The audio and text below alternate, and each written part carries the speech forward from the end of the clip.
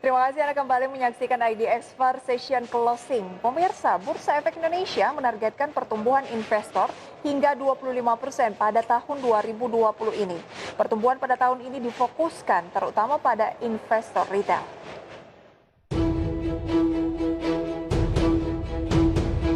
Manajemen Bursa Efek Indonesia menargetkan pertumbuhan investor sebesar 20 hingga 25% sepanjang tahun ini.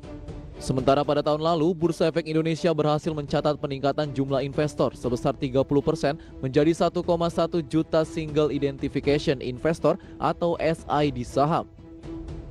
Adapun jumlah investor yang tercatat dalam pasar modal yang meliputi investor saham, reksadana, dan surat utang meningkat sebanyak 53% menjadi 2,4 juta SID pada 2019.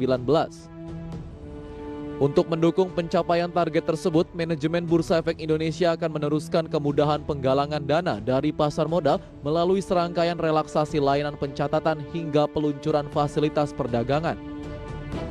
Kemudahan tersebut berlaku untuk berbagai produk pasar modal di pasar keuangan baik yang berbentuk konvensional maupun yang sesuai prinsip syariah. Kegiatan penambahan jumlah investor juga tetap dilakukan meski di tengah pandemi COVID-19 saat ini. Untuk itu, Bursa Efek Indonesia lebih banyak melakukan kegiatan secara virtual seperti prosesi pencatatan saham perdana emiten yang dilakukan melalui video. Dan hingga saat ini jumlah perusahaan yang melantai di Bursa Efek Indonesia terus bertambah hingga mencapai 713 emiten.